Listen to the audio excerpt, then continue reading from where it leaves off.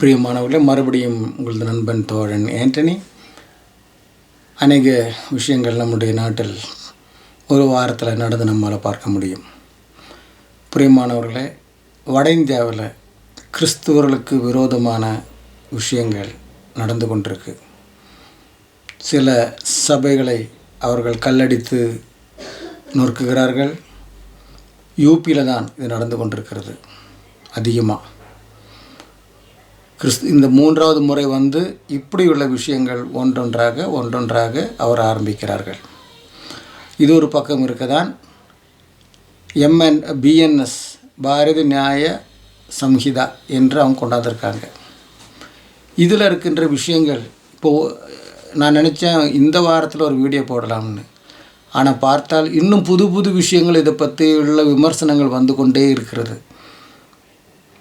அப்போ நான் நினச்சேன், சரி இந்த விமர்சனங்கள்லாம் வந்தால் நமக்கு ஒரு பொதுவான ஒரு ஐடியா கிடைக்கும். நான் ஒரு அட்வொகேட்டெல்லாம் கிடையாது. இந்த சட்டங்களெல்லாம் வாங்கி வச்சு படித்து சொல்கிறதுக்கு தெரிகின்ற இந்த விமர்சனங்களை பார்த்தால் நமக்குள் ஒரு விஷயம் வரும் இல்லைங்களா? இதுவரைக்கும் அந்த விமர்சனங்களை நாம் எடுத்து பார்த்தால் இது ஒரு ஹிந்துத்துவ அஜெண்டையாக தான் இந்த BNS என்று சொல்லுகிறதும், அப்புறம் அந்த எவிடன்ஸு, இந்தியன் எவிடன்ஸ் ஆக்ட், அதுக்கு ஒரு பாரதிய என்னமோன்னு சொல்கிறாங்க. அப்புறம் கிரிமினல் ஆக்ட், இந்தியன் CRCன்றது கிரிமினல் என்னமோன்னு, அதுக்கு வந்து பாரதிய என்னமோன்னு சொல்கிறாங்க, குற்றப்பிரிவு. இப்போ BNSக்கே IPC கோடு என்பதற்கு அந்த BNSக்கே இப்போது இன்னும் விமர்சனங்கள் வச்சுக்கிட்டே இருக்கிறாங்க. இது இருக்குது, இதில் இது இருக்குது. ஏன்னா சட்ட மேதைகள் அதை படித்து தான் சொல்லிக்கிட்டே வராங்க. நீங்களும் அதை பார்த்துருப்பீங்கன்னு நினைக்கிறேன் நான், இல்லைங்களா? ஸோ இதெல்லாம் நாம் புரிந்து கொள்ள வேண்டும். இந்த நாட்டு மக்களுடைய நன்மைக்கல்ல இந்த 3 விஷயங்களும் அவர் திரித்திருக்கிறது. எதற்கென்றால் உயர்ந்த வர்க்க பிராமண பார்ப்பனியத்துக்கு சாதகமாகவும் அதல்லாத மற்றவர்களுக்கு கொடுங்கோலாட்சியுமாக இருக்கின்ற ஒரு விஷயந்தான் இந்த BNS. அதற்கு ஒரு பெரிய உதாரணம் நீங்கள் என்னன்னு கேட்டிங்கன்னா, மஹுவா மொய்த்ராக்கு எதிராக கேஸ் ஃபைல் பண்ணியிருக்காங்க. எதற்காக கேஸ் ஃபைல் பண்ணியிருக்காங்க? இந்தியாவில் ஆல் இண்டியா உமன்ஸ் ஃபெடரேஷனுடைய ஒரு லேடி, அவங்களுடைய அவங்களுடைய ட்ரெஸ்ஸிங் பண்ணது எப்படின்னு சொல்லிட்டு இது சரியா என்றது போல் மஹுவா மொய்த்ரா கேட்டிருக்காங்க. அவங்களுடைய எக்ஸ் சைட்டுன்றது பழைய டிக்டாக்கு தான் இப்போ எக்ஸ்ன்னு இருக்குது. இப்போ டிக்டாக் இங்கே இதாக இருக்குல்ல, பேன் ஆகிருக்குல்ல இந்தியாவுக்கு வெளியில் டிக்டாக் இருக்குது. அப்போ வேறு வழியில் உள்ள வந்திருக்காங்க, எக்ஸ் என்ற விஷயத்தில் வந்திருக்காங்க, எக்ஸ் சைட்டுன்னு. அதில் அவங்க அது வெளியிட்டிருக்காங்க. யார்? மஹுவா மொய்த்ரா. இப்படி இவங்க இந்த மாதிரி இருக்கலாமான்னு ஒரு கேள்வி கேட்டிருக்கிறாங்க. அவ்வளவுதான். அப்போது BNSனுடைய 79வது பிரிவின்படி ஒரு ஸ்திரீயை நாம் உற்று பார்த்தாலோ விரலை காட்டி பேசினாலோ அவர்களுடைய உடையை பற்றி நாம் பேசினாலோ எது செஞ்சாலுமே மேக்சிமம் 3 வருஷம் ஜெயிலும் 50,000 ரூபா அதுக்கு ஃபைனும் இருக்குது. இப்போது அந்த விஷயத்தில் மஹுவா மொய்த்ராக்கு அகெயின்ஸ்டாக கேஸ் ஃபைல் பண்ணியிருக்கு. யார்? டெல்லி போலீஸ். ஒன்று. ரெண்டாவது நபர் யாருன்னா இந்த இந்தியன் உமன்ஸ் ஃபெடரேஷன், அவங்க கேஸ் ஃபைல் பண்ணியிருக்காங்க.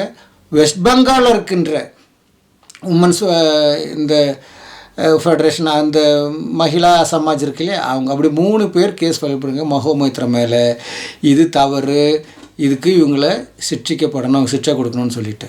பார்த்தீங்களா? இப்போ இது இதை காட்டுது. இது அவங்களோட ஒப்பீனியன் சொன்னாங்க, இப்படி இருக்கலாமா என்ற கேள்வி கேட்டிருக்காங்க. அவ்வளோதான். அப்படின்னா யாரும் யாரை பற்றியும் கேள்வி கேட்கக்கூடாது, பேசக்கூடாதுன்ற ஒரு விஷயம் அங்கே வருகிறது. எதற்காக உள்ள ஒரு முன்னோடியாக இந்த விஷயம் பார்க்க முடியும். 47வது பிரிவுன்னு சொல்கிறாங்க. இதெல்லாம் புது IPC இல்லாத பிரிவு. இது ஜனநாயக நாடு. ஜனநாயகம் என்ற வார்த்தைக்கு என்ன அர்த்தம்? ஜனங்கள் நாயகத்துவம் பண்ணுவது, ஜனங்கள் முடிவெடுப்பது, எங்களை யார் ஆளுகை செய்ய வேண்டும் என்று, எங்களுக்கு என்ன வேண்டும் என்று ஜனங்கள் முடிவெடுத்து, அப்படி எங்களுக்கு நன்மை வேண்டிய நன்மைக்கு ஏற்றபடி யார் எங்களை அரசாள வேண்டும் என்று ஜனங்கள் முடிவெடுத்து, அப்படி அரசு எது தவறு செய்தால் அது தட்டி கேட்கக்கூடிய உரிமை ஜனங்களுக்கு இருக்குது. இது வந்து மிலிட்ரி ஆளுகின்ற நாடல்ல, இது ஒரு கம்யூனிஸ்ட் நாடல்ல, இது ஒரு மொனார்கி அல்ல, அதாவது ராஜாக்கள் ஆளுகின்ற நாடல்ல, இது ஜனநாயக நாடு. ஜனங்களுக்கு அந்த உரிமை இருக்குது அரசை தட்டி கேட்கறதுக்கு, அரசு செய்த ஊழலை பற்றி பேசுவதற்கு, அரசுக்கு எகென்ஸ்ட் போராட்டம் பண்ணுறதுக்கு, அரசனுடைய அயோக்கியத்தனத்தை எடுத்து காட்டுகிறதற்கு, அரசனுடைய ஊழலை எடுத்து காட்டுகிறதற்கு, அரசு கொண்டு வருகின்ற சட்டமும் சட்ட திருத்தங்களும் எப்படி மனுமக்களுக்கு சாதகமாக இருக்குது இல்லை பாதகமாக இருக்குதுன்னு எடுத்து காட்டுவதற்கு, இது ஜனங்களை இடத்துல அறிவுரை சொல்வதற்கு, ஜனங்களை அரசுக்கு எதிராக திரட்டுவதற்கு எல்லாம் ஜனநாயகத்தில் அரசு அந்த சட்ட ஒதுக்கீடு கொடுத்துருக்கு. இப்போ பிஎன்எஸ்ல என்ன ஆயிடுச்சு, அதெல்லாவற்றையும் எடுத்திருக்காங்க, அப்படியே தூக்கி போட்டாங்க. ஜனநாயகம் என்ற பேர் தான், ஆனால் பார்ப்பன நாயகம் தான் இங்கு ஆளுகை செய்வது. ஜூலை 1 என்னது அது, அரசு கொண்டு வருகின்ற எந்த திட்டத்தையும் யாரும் எதிர்க்கக்கூடாது, அரசை யாரும் எதிர்த்து கேள்வி கேட்கக்கூடாது, அரசு ஆளுகின்ற பிரதமராக இருக்கட்டும், முதல்வராக இருக்கட்டும், மந்திரிகளாக இருக்கட்டும், யாராக இருக்கட்டும், பொது சேவை செய்கிறவர்களை யாரும் கேள்வி கேட்கக்கூடாது. இப்படியெல்லாம் அப்போ அதுக்கு பல செக்ஷன்ஸ் ABCD 1 2 3 பிரிவு கொடுத்துருக்காங்க. என்ன பிரிவு கொடுத்துருக்காங்க, அது பிரதமர் எதிர்த்து பேசினால் இவ்வளோ ஃபைனு, இவ்வளோ வருஷம் தண்டனை, கவர்மெண்டினுடைய இந்த திட்டங்களை பற்றி பேசினால் இவ்வளோ ஃபைன், இவ்வளோ தண்டனை. இப்படி ஜனங்களுடைய வாயை கடிவாளம், அதாவது போட்டு இரும்பு தாப்பால் போட்டு கெட்டி வைக்கிறது போல, ஒரு விதத்தில் சொல்ல போனால் ஒரு மிலிட்ரி ஆட்சி, இல்லைனா நார்த்து கொரியாவில் நடக்கின்ற கொடுங்கோல் ஆட்சி. இது எமர்ஜென்சி 72 எமர்ஜென்சி டிக்ளேர் பண்ணதை விட 100 மடங்கு ஸ்ட்ரிக்டான ஒரு ஆட்சி நடந்து கொண்டிருக்கு. எதிர்க்கு கேட்டால் கலவரத்தை இனிமேல் கலவரம் உண்டாக்க மாட்டாங்களாம். கலவரம் என்பது பொது மக்களின் ஒரு உரிமை. கலவரம் செய்வது, அதுக்காக ஜனங்களை கொள்வதோ பொது உடைமைகளை அழிக்கிறதோ அல்ல நான் சொல்கிறது. போராட்டம் பண்ணுவது, நம்ம ஊர்வலம் போய் கவர்மெண்ட்டுக்கு எகெயின்ஸ்டாக கொடி தூக்குறது, அது ஜனநாயக நாட்டினுடைய உரிமை. அது செய்யக்கூடாது, செஞ்சாச்சுன்னா உள்ள, அதுவும் எப்படி ராஜ துரோக குற்றத்தில் உள்ளே போயிடுவோம் நம்ம. அது மட்டுமல்ல, PLM என்ற ஒரு கேஸின்படி தான் இப்போ கெஜ்ரிவால் உள்ளே இருக்கிறார். அந்த PLM கேஸுக்கு ஃபுல் சப்போர்ட் கொடுக்குது இந்த BNS. எல்லாரும் PLM-ஐ, அந்த சட்டமே ஜனநாயகத்துக்கு விரோதம் என்று சொல்லி ஒரு பக்கம் ரிட்டையர்டு ஜட்ஜுகளும் வக்கீல்களும் போர்க்கொடி தூக்குகின்ற நேரம் இது. PLM அழிக்கணும், PLM தேவையில்லை. ஏன்னா PLM என்ற அந்த ஒரு விஷயத்தை வைத்து யாரை வேணால் உள்ளே போடலாம். போட்டு யார் கைது செய்யப்பட்டார்களோ அவர்கள்தான் நான் நிரபராதி என்று ப்ரூவ் பண்ணணும். எப்படி இருக்கு பாருங்கள். இப்போ என்ன இல்லை, உங்களை யார் இப்போ ஒரு அரசு கவர்மெண்ட் வந்து PLM என்று உள்ளே போடலாம். ஆமாம், எனக்கு சந்தேகம் இருக்குது, இவர் தீவிரவாதின்னு உள்ளே போட்டாச்சு. இப்போ என்னுடைய பொறுப்பு தான் நான் தீவிரவாதி அல்ல என்று ப்ரூவ் பண்ணுறது. எப்படி இருக்குது பாருங்கள். தலைக்கீழால சட்டத்தின்படி என்ன அவங்க விசாரித்து நான் தீவிரவாதின்னு புரிந்தால்தான் என்ன ஜெயிலில் போடணும்.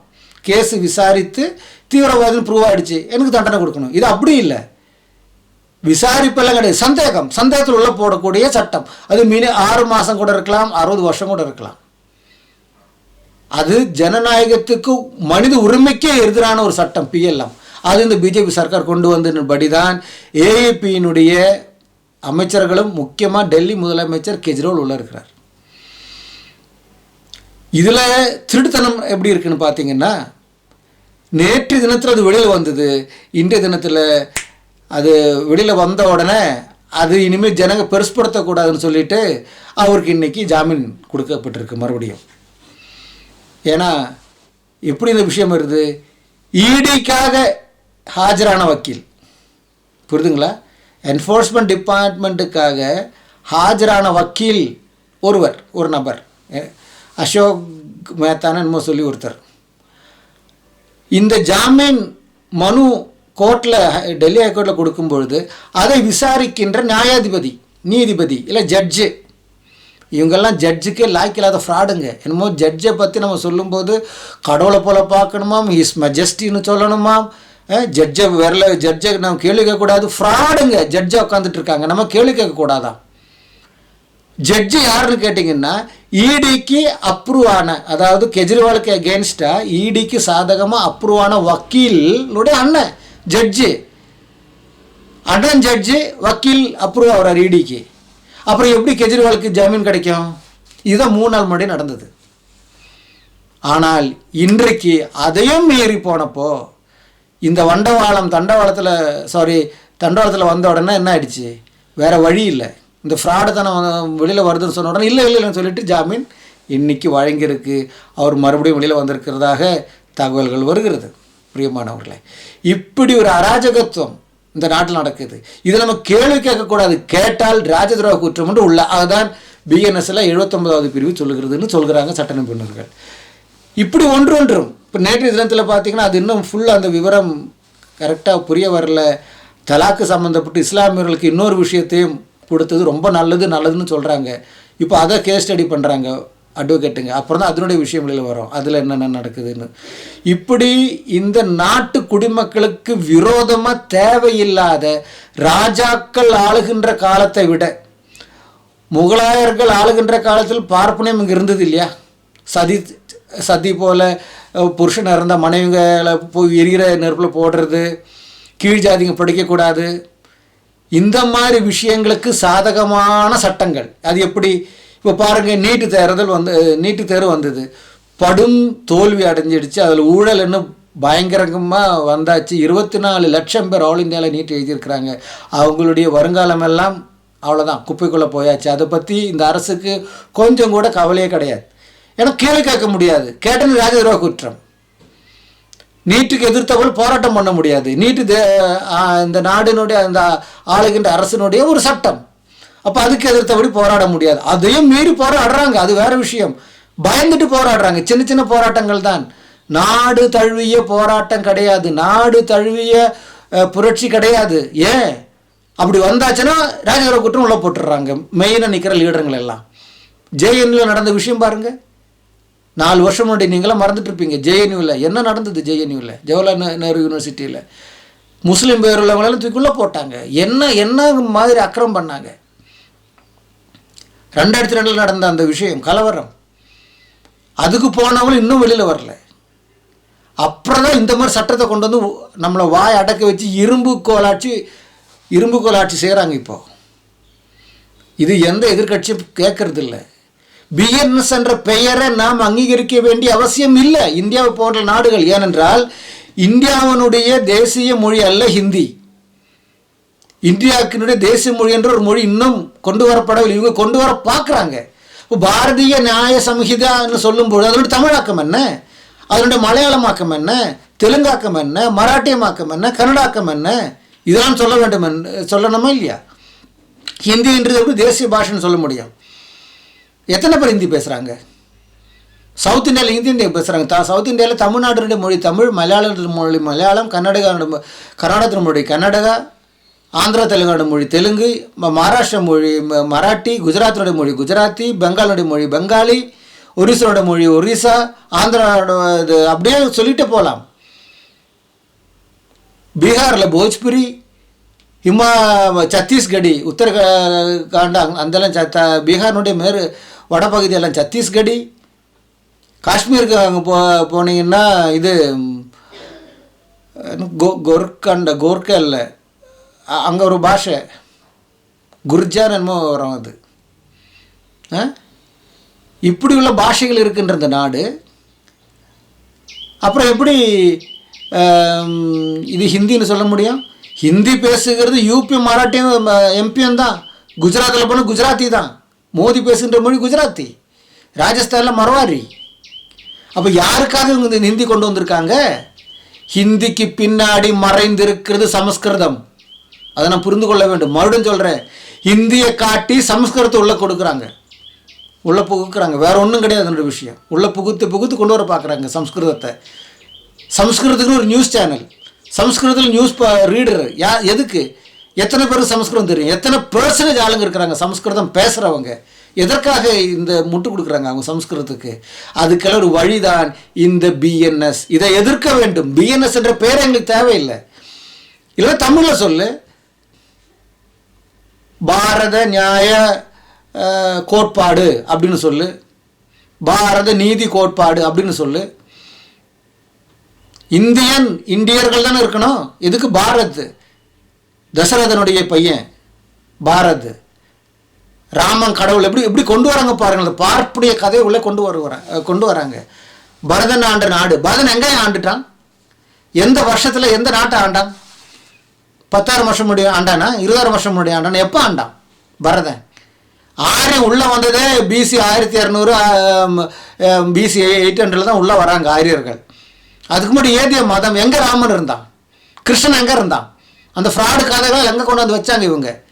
அந்த ஒரு ஃப்ராடு கதையை பெருசு பண்ணி அது உண்மைன்னு சொல்லி சொல்லி சொல்லி சொல்லி சொல்லி அது உண்மையாக்கி அது அந்த பேரில் கோயிலை கட்டி, இப்போ எதுக்கு ராகுல் காந்தி சிவனை காட்டுறோன்னா அவங்க வயிறு எரிஞ்சுது.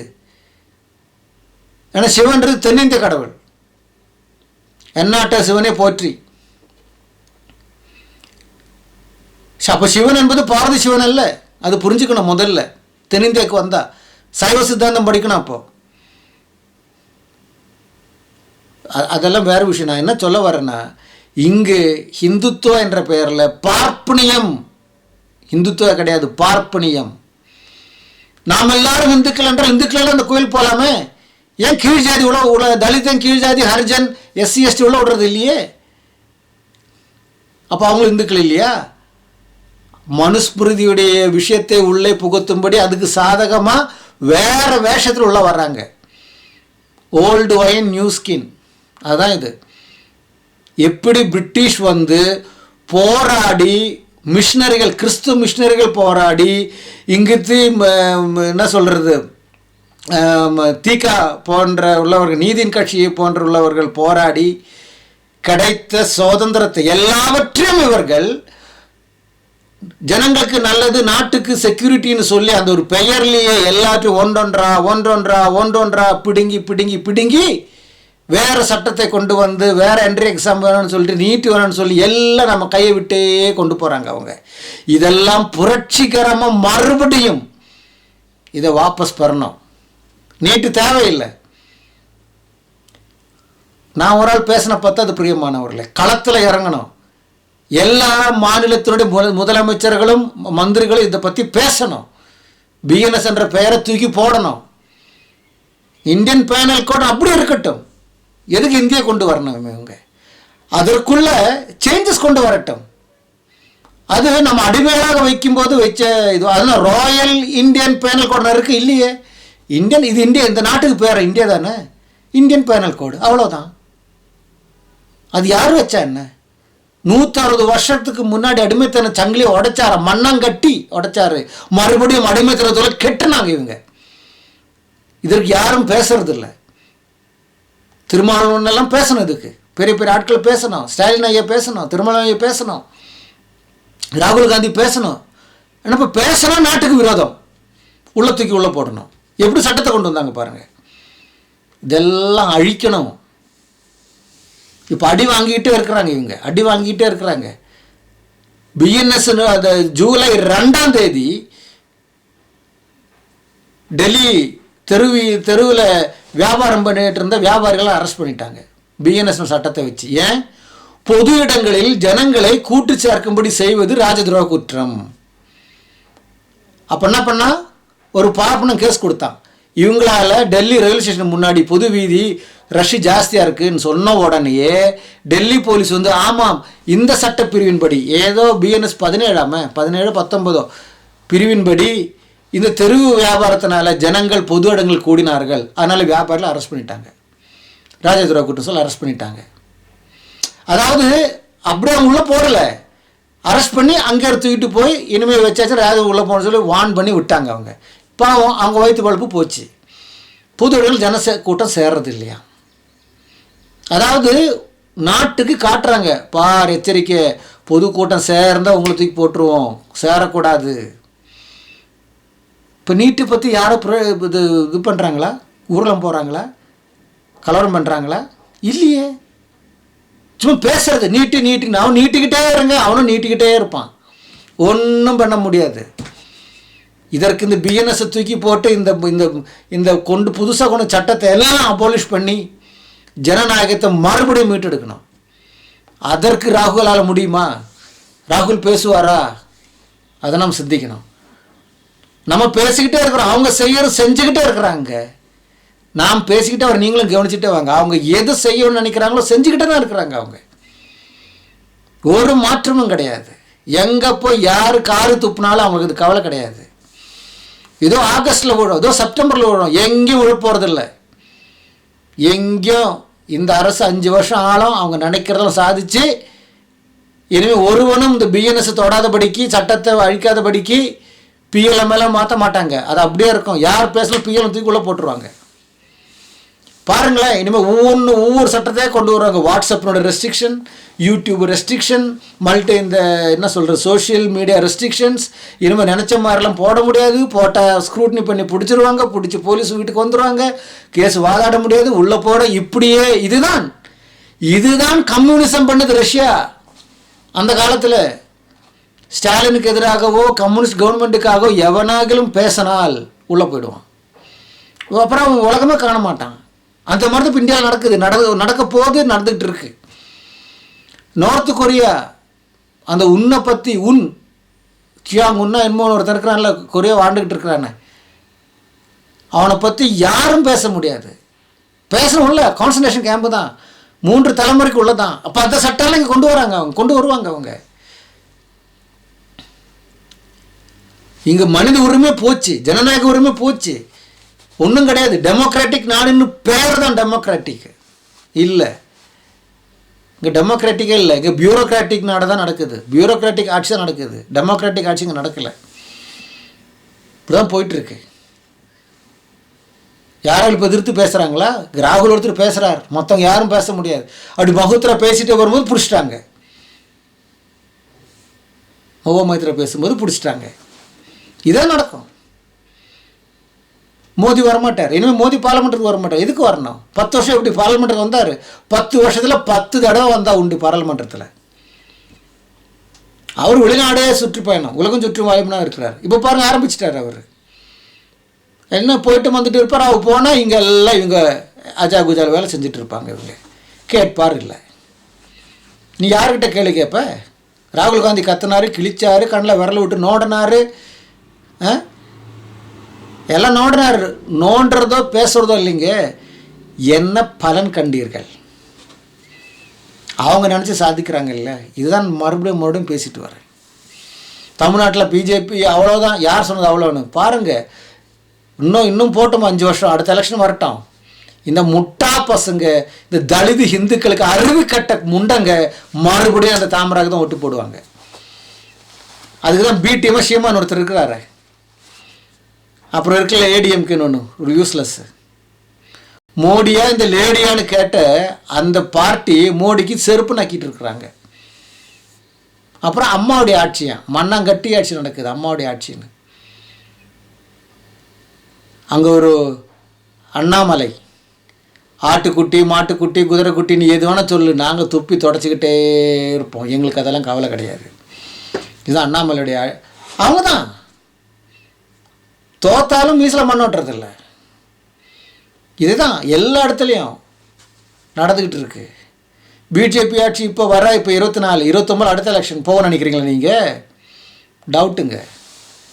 அவங்க அதுக்கடையில் அத்தனை நாளுக்கு அந்த 5 வருஷத்துக்கு ராகுல் உயிரோடு இருப்பாரான்னு பாருங்கள். அதெல்லாம் ஏன்னு அந்த விஷயத்தில் முடிச்சிடுவாங்க வேலையை அவங்க. ஆர்எஸ்எஸ் பஜ்ரங்க நம்ம நினைக்கிற மாதிரி கிடையாது. என்ன போராட்டம் பண்ணுவீங்க? 84 இந்திரா காந்தி அம்மா ஷூட் பண்ணிட்டாங்க. என்ன நடந்தது? கலவரம் நடந்தது. எத்தனை நாள்? ஒரு 10 நாள், அவ்வளோதான். அப்புறம் இன்றைக்கி இந்திரா காந்தி அம்மா யாருன்னு கேட்குறாங்க. இந்திரா காந்தி அம்மாவுக்கு இப்போவும் எகென்ஸ்ட் தான். சுட்டு கொண்டாச்சே, சத்துட்டாங்களேன்னு விட்டுறது இல்லை. இப்போவும் இந்த அறிவு கட்டவன் வந்து உட்காந்துட்டு என்ன சொல்கிறாரு, 75 எமர்ஜென்சி கொண்டு வந்த. நீ பண்ணுற ஆட்சி அதை விட 100 மடங்கு எமர்ஜென்சியாக இருக்குது, கொடுங்கோல் ஆட்சியாக இருக்குது. ஜனங்க அதை தான் கேட்குறாங்க. அவங்க 84 இறந்துட்டாங்க. அது இறந்த 40 வருஷம் ஆச்சு. 75 கொண்டு வந்தாங்க, அது 50 வருஷம் ஆச்சு. இப்போ அதுதான் பேசுகிறாங்க. அப்போ அதை கேட்டு நம்புற முட்டா பசங்க இருக்கிற வரைக்கும், ஏமாறுறவன் இருக்கிற வரைக்கும் ஏமாற்றிக்கிட்டே இருப்பான்னு சொல்கிறாங்க இல்லையா, அதுதான் நடக்குது பிரியமானவர்களே. நம்ம நாடு மோசமான ஒரு கொடுங்கோல் ஆட்சிக்குள்ளே போகுது. இது ஒரு பக்கம் நடக்குது. ஆனால் இதோடு சேர்த்து இன்னொரு பக்கமும் நம்ம பார்க்கணும். என்ன தெரியுங்களா, கிறிஸ்துவ வேதத்தில் சொல்லப்பட்டிருக்கிறது அதே இப்படி நடக்குது. தேசத்துக்கு விரோதம் அப்படின்னா தேசத்தை ஆளுகிறவர்கள் தேசத்தின் குடிமக்களுக்கு விரோதமாக வருவார்கள். உதாரணம் இந்தியா, இங்கிருந்து ஆரம்பம், புரியுதுங்களா? இப்படியே ஒவ்வொரு நாட்டுக்காக போகும். போய் என்ன ஆகும், உலகம் எங்கும் இந்த கொடுங்கோலாட்சி வரும். நம்ம இப்போ நினைக்கிறது போல் இதோட 10 மடங்கு கொடுங்கோலாட்சி வரும்.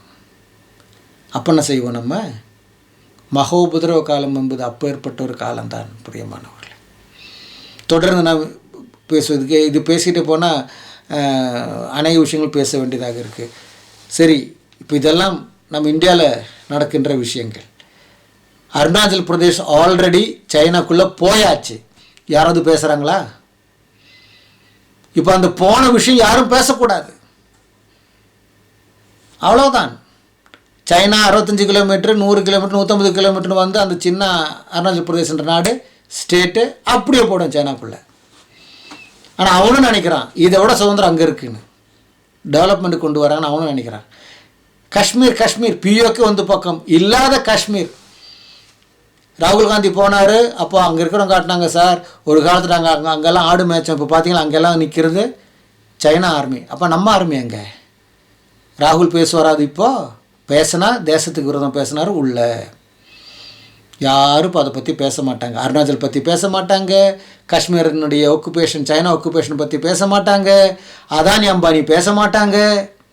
ஆனால் ராஜதுரோக குற்றம் உள்ளே போயிடுவாங்க. எப்படி அந்த சட்டம் வருது? பிஎன்எஸ் சிந்திங்க பிரியமானவர்களே. சும்மா காக் பாக் பாக் அவ்வளோதான். அவன் ஆண்டுக்கிட்டே இருப்பான் 5 வருஷம்.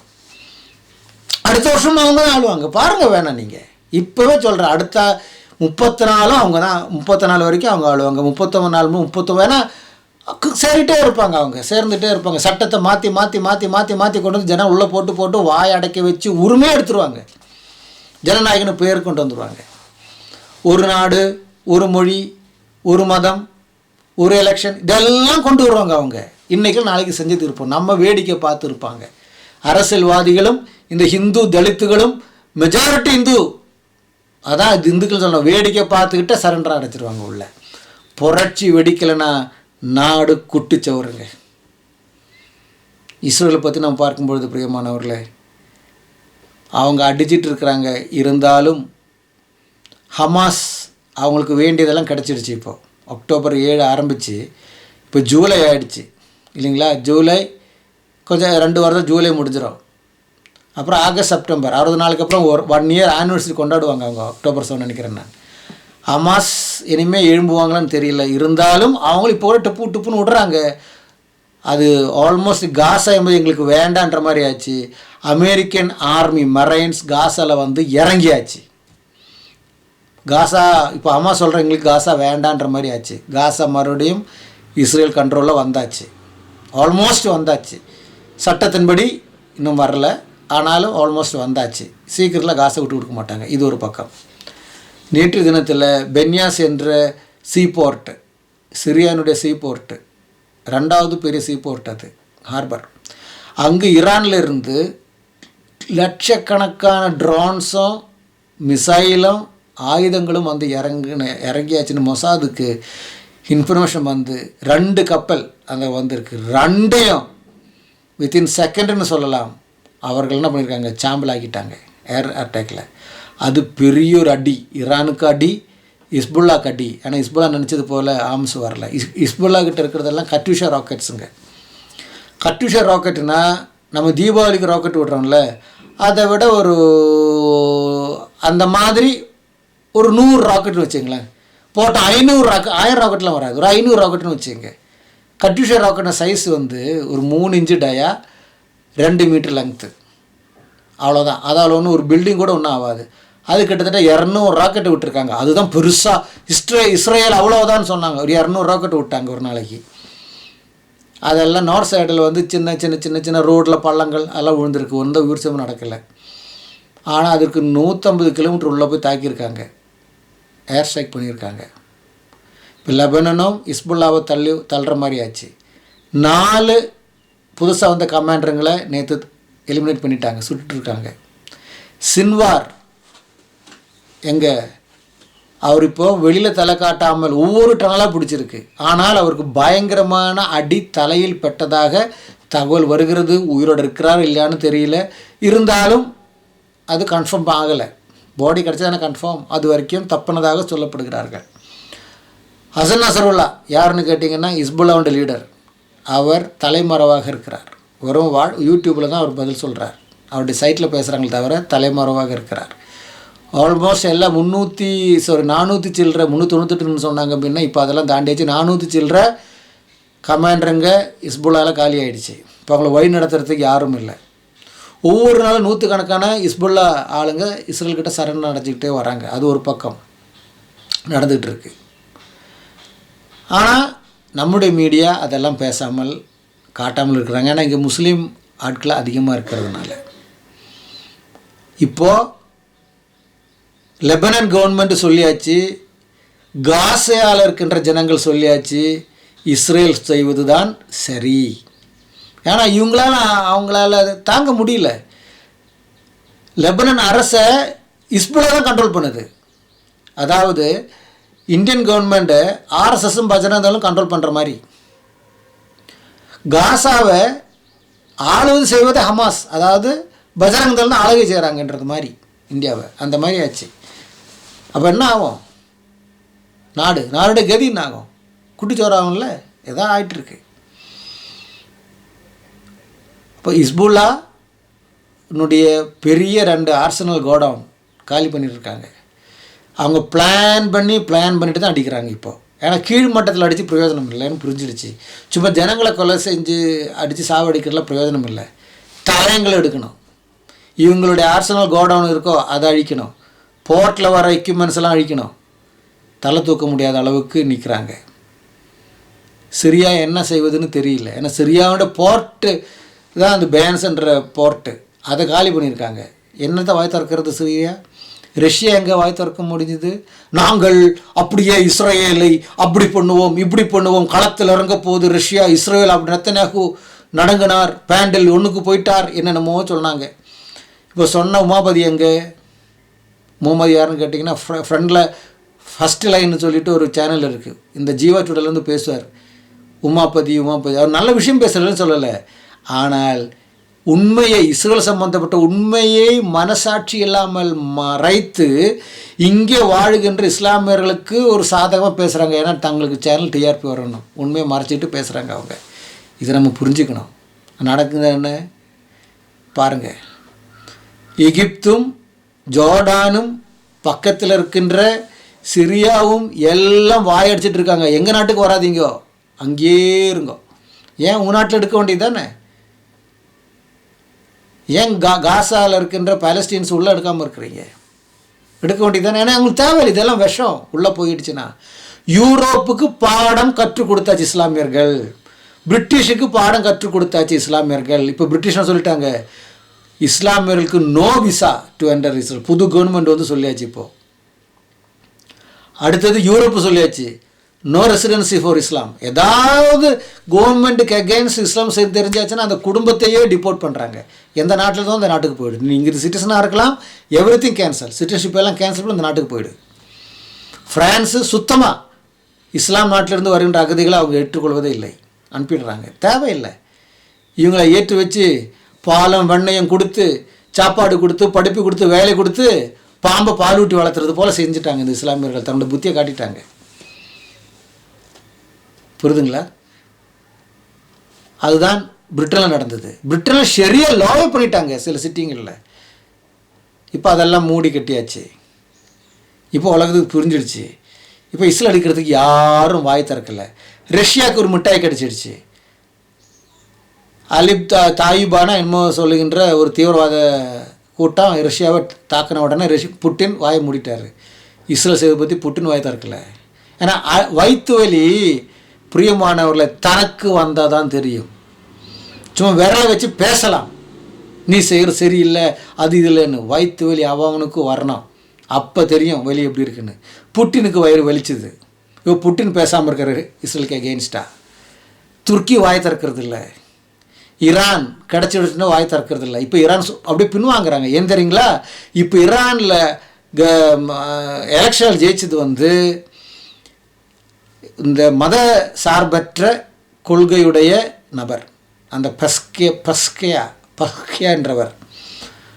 அவர்தான் சொன்னது ஈரானுடைய இந்த நியூக்ளியர் என்ரிச்மெண்ட் சரியல்ல, தேவையில்லைன்னு சொன்னவர் அவர் தான். ஈரானில் இருக்கும்பொழுதே அவர் தான் யூஎனுக்கு பேச்சலராக போனதும். அவர் மத தீவிரவாதத்துக்கு எதிர்த்து நிற்கிறவர், ஹிஜாபுக்கு எதிர்க்கின்றவர், இஸ்லாம் தீவிரவாதத்துக்கு எதிர்க்கின்றவர், இந்த ஹூத்தி இஸ்புல்லாக்கெல்லாம் சப்போர்ட் பண்ணுற எதிர்க்கின்றவர். அவர் தான் பிரதமராக ஜெயிச்சு வந்திருக்கு. இப்போ தானே உட்காந்துட்டு இருக்கிறாரு. இனிமேல் தான் அவருடைய ஆட்சி அடுத்த 5 வருஷம் நடக்குதுன்னு தெரிய போகுது. இப்போ தான் உட்காந்துட்டு இருக்காரு. இப்போ ஜனங்களுக்கெல்லாம் அவ்வளோ சந்தோஷம். இன்னும் மெதுவாக இஸ்லாமுடைய கொடுங்கோல் ஆட்சி போய் அங்கு முன்ன இருக்கின்ற ஷாவுடைய ஆட்சி வரக்கூடிய ஒரு நிழலை பார்க்கிறார்கள். ஒரு காற்றடிக்குமோன்ற ஜனங்க சிந்திக்கிறாங்க. ஏன்னா 78 வரைக்கும் அங்கே ஷியாவனுடைய ஆட்சி நடந்தது. ஷியான்ற பாருங்கள், ஷிண்டமாக இருந்தது. அது ஷாவனுடைய ஆட்சி ரொம்ப ஃப்ரீடமாக இருந்தது ஈரான். ஆனால் வந்துட்டார் பாருங்கள் இந்த இஸ்லாமிய தீவிரவாதம். இந்த குரான் என்பது ஒரு பொல்லாத புத்தகம். அதை வச்சு தானே இந்த தீவிரவாதம் பெருக்கிறாங்க. அதை வச்சு தானே அல்லாஹ் அக்பர்னு சொல்லிட்டு கொள்கிறாங்க. இப்போ பாருங்கள், போன வாரத்தில் ஒரு 50 கிறிஸ்துவர்களை கொண்டு இருக்காங்க. ஐஎஸ்ஐஎஸ் சகோதரர் இல்லாமல் ஆச்சு. ஆனாலும் அங்கங்கே இருக்குது. ஈராக்கில் இல்லாமல் ஆச்சு. ஆனாலும் கொஞ்சம் பேர் அங்கங்கே இருக்கிறாங்க, செயல்படுறாங்க. இப்போ கூட அல்குவேத் இல்லைன்னு சொல்கிறாங்க, அவங்களும் செயல்பட்டு இருக்கிறாங்க. பெரிய கூட்டம் பட்டாசு வெடி கொடுப்பதில் சின்னதாக வெடித்து அங்கங்கே பரவிடுச்சு. இப்போது இது கிள்ளி முடியாதுங்க. இது நீ உன் கை உலகத்துக்கு விரோதமாகவும் உலகம் உனக்கு விரோதமாக இருக்கும் என்று இஸ்மாயிலுக்கு கொடுத்த அந்த விஷயம். நீ காட்டு கழுதை போல இருப்ப, யூ பிகம் எ வைல்டு டாங்கி. அதுதான் நடக்குது. இவர்கள் ஒருபோதும் அழிக்க முடியாது. இவர்களெல்லாம் ஆன்டி கிரைஸ்டுக்கு கூட்டுக்கு போகிற கூட்டம் இது. அதை கூட்டு போகிற இன்னொரு கூட்டம் தான் இந்த ஆர்எஸ்எஸ். ஒரு விதத்தில் ஆர்எஸ்எஸும் இஸ்லாம் தீவிரவாதி ஒரே கூட்டம் தான். இவங்க ஹிந்து தீவிரவாதிகள், அவர்கள் இஸ்லாம் தீவிரவாதிகள். ஆனால் நம்ம நாட்டில் 2 பேர் ஒருத்தருக்கு அடிக்கிறாங்க. வேறு ஒன்றும் இல்லை விஷயம். இதை நம்ம நல்லா புரிஞ்சுக்கணும். இதை பற்றி நான் ஏற்கனவே சொல்லியிருக்கேன் பிரியமானவர்களே. நெத்தன்யாகு இவரும் ஒன்றல்ல. நெத்தன்யாகு தன் ஜனங்களுக்காக நிற்கிறவர், இவர் பார்ப்பனத்துக்காக நிற்கிறவர் மோடி. அப்போ ரெண்டு இடத்துல இருக்கிறாங்க. அங்கே இருக்கிற ஹமாஸுக்கும் ஹிஸ்புல்லாக்கும் ஈக்குவல் தான் இங்கே இருக்கிற ஆர்எஸ்எஸ். அதை நம்ம புரிஞ்சுக்கணும். புரியுதுங்களா? டொனால்ட் ட்ரம்ப் ஆர்எஸ்எஸ்க்கு ஈக்குவல் கிடையாது. டொனால்ட் ட்ரம்ப் ஜனநாயகத்துக்கு நிற்கிறவர். ஆனால் அவரையும் மோதி ஒப்பிட்டு பேசுகிறாங்க. இல்லை, அவர் ரைட் விங்னு சொல்கிறது தன் ஜனங்களுக்காக ரைட் விங், இவர் ரைட் விங்னு சொல்கிறது ஹிந்துத்துவத்துக்காக ரைட் விங். அதுதான் வித்தியாசம். பார்ப்பனத்துக்காக ரைட் விங் மோடி, அவர் டெமோக்ரஸி என்ற ரைட் விங்கு நிற்கிறவங்க. அவங்க நாடு முன்னேற்றத்துக்கு கொண்டு வரக்கூடியவர்கள். அங்கத்து டெமோக்ராட்டு தான், இங்கத்துக்கு ஆர்எஸ்எஸ் போலவர்களுக்கு சப்போர்ட். இதுதான் வித்தியாசம். அரசியல் நம்ம நல்லா புரிஞ்சுக்கணும். இதுதான் வித்தியாசம். தன் நாட்டு மக்களுக்காக நிற்கிறவங்க. ஆனால் பாருங்கள், பைடன் அந்த அமெரிக்கான்றது போய் அமெரிக்கான்னு ஆச்சு இல்லையா? இப்போ ஜனங்களுக்கு அது புரிஞ்சிடுச்சு. இப்போ மறுபடியும் டொனால்ட் ட்ரம்புக்கு தான் பயங்கரமான சப்போர்ட்டு வந்துட்டுருக்கு. இந்த நவம்பர் எலெக்ஷன் தான் நம்ம எல்லோரும் இப்போ சொல்கிறாங்க, டொனால்டு தான் வரும்னு சொல்கிறாங்க. பார்ப்போம். உடனே இது பார்த்தா நம்முடைய ஆட்கள் இருப்பாங்க, தீர்க்கதரிசிகள், பலான் ஊழியக்காரர்கள். ஆண்ட இடத்துல பேசினார் டொனால்ட் ட்ரம்ப் தான் சொல்லுவாங்க. ஏற்கனவே சொல்லி தோத்துட்டாங்க. பைடன் வந்தாச்சு. இப்போ அரசியல் நிபுணர் சொல்கிறத வச்சு இவங்க சொல்லுவாங்க, ஆண்டு சொன்னாங்க. ஒருவேளை டொனால்ட் ட்ரம்ப் ஜெயிச்சாச்சுன்னா, பார்த்தியா நான் சொன்னதாச்சுன்னுவாங்க. அப்போ போன வருஷம் நீ சொன்னது அண்ணாச்சி சொல்லுங்களேன். பிரேமானவர்களே, இதெல்லாம் கடைசி காலத்தில் கள்ள போதர்கள், தீர்க்கதரிசிகள் வருவார்கள். இஸ்ரேலுடைய விஷயம் இப்படி தான். நான் அடித்து பேசுகிறேன், இஸ்ரேலை ஜெயிக்க முடியாது. எசேக்கியேல் புத்தகம் 48 படிங்க, 41 படிங்க. அதில் இருக்குது, மன்னிக்கணும், 48 41ஆம் அதிகாரத்தில் படிங்க. இஸ்ரேலுக்கு இனிமேல் தோல்வி என்பது இல்லை. ஆனால் கருத்து வருகை முன்னாடி துவப்பாங்க, இல்லைன்னு சொல்ல வரல. ஆனால் இது அப்படியே நடந்து இப்போ வாயை மூடிருக்க ரஷ்யாவும் ஈரானும் எல்லாம் மறுபடியும் ஒன்று சேருவாங்க, இஸ்ரேலுக்கு எகென்ஸ்டாக வருவாங்க. அது வேறு விஷயம், வேதவசம் நிறுவனம் இல்லையா 38ஆம் அதிகாரம். ஆனால் இன்னும் கொஞ்சம் டைம் இருக்குதுன்னு நினைக்கிறேன் நான். அது மட்டுமல்ல, 3வது தேவாலயம் கட்டக்கூடிய வேலை அவர்கள் ஆரம்பிக்கிறார்கள். கடந்த 3-4 வருஷமாக ஆரம்பிக்கிறாங்க. பல விஷயமாக தடுத்து தடையில் வந்துகிட்டு இருக்கு. இப்போவும் அவங்க சுக்கோத்து பண்டிகைக்கு முன்னாடி செய்யணும்னு நினைக்கிறாங்க. ஆனால் யுத்தம் முடிஞ்ச மாதிரி இல்லை. அது மறுபடியும் சர்ச்சைக்குள்ளே போகும் விஷயங்கள் இருந்தாலும் கெட்டே தீரும், வசனம் நிர்வாரணம் இல்லையா. பட் அது இந்த வருஷமானு தெரியல. பிரியமானவர்களே, எச்சரிக்கையாக இருக்க வேண்டும். பிரியமானவர்களே, இதுதான் இந்த போன வாரத்தில் முக்கியமாக நடந்த விஷயம். இன்றைக்கு முக்கியமாக நடந்த கெஜ்ரிவாலுக்கு கிடைச்ச அந்த ஜாமீன், அது ஒரு விடுதலைன்னு சொல்கிறாங்க. பார்ப்போம் என்ன நடக்குதுன்னு நம்ம நாட்டில் இந்த பிஎன்எஸ் சட்டம் என்னென்ன கூடும் என்று. ஆனால் நான் எப்பவும் சொல்கிறது போல சொல்லுகிறேன், நாட்டில் என்ன நடக்குதோ நடக்கலையோ, சட்டத்தை என்ன மாற்றுறாங்களோ மாற்றலையோ, உலகம் ஒரு விஷயத்துக்குள்ள தீவிரவாதத்துக்குள் போதோ போலியோ, எது நடந்தாலும் உபதிரவம் என்பது நம் கண் முன்னாடி பார்க்கின்றோம். அது மகோபதிரவ காலமாக மாறும். அந்தி கிறிஸ்துவனுடைய 7 வருஷ ஆட்சி, பிரியமானவர்களே, அதில் 3.5 வருஷம் உபதிரவ காலமும் 2வது 3.5 வருஷம் மகோபதிரவ காலமாக நடக்கும். ஆகையினால் பிரியமானவர்களே, அதில் தப்பித்து கொள்ளக்கூட இருக்கிறதுக்கு ஒரே ஒரு வழி, மனிதனாக பூமியில் வந்த தேவாதி தேவநாய கர்த்தர் இயேசு கிறிஸ்து மனு குலத்துக்காக அவர் பலியானார். அவர் பலியின் நிமித்தம் மனிதர்களுக்கு மீட்பு உண்டு. இதை நீங்கள் ஏற்றுக்கொண்டு விசுவாசித்தால் நீங்களும் ரட்சிக்கப்படுவீர்கள். பிரியமானவர்களே, கிறிஸ்து அல்லாமல் சமாதானம் இல்லை, சந்தோஷம் இல்லை. கிறிஸ்துவே வழி.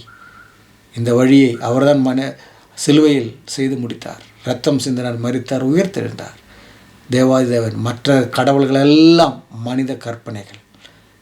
கேட்கின்ற நீங்கள் சிந்தியுங்க, செயல்படுங்க, இயேசு ஏற்றுக்கொள்ளுங்க. கிறிஸ்துவானவர் உங்களை எல்லாரையும் ஆஸ்வதிப்பாராக. மறுபடியும் அடுத்த வாரம் இன்னொரு செய்தியுடன் சந்திக்கிறேன். நன்றி, வணக்கம்.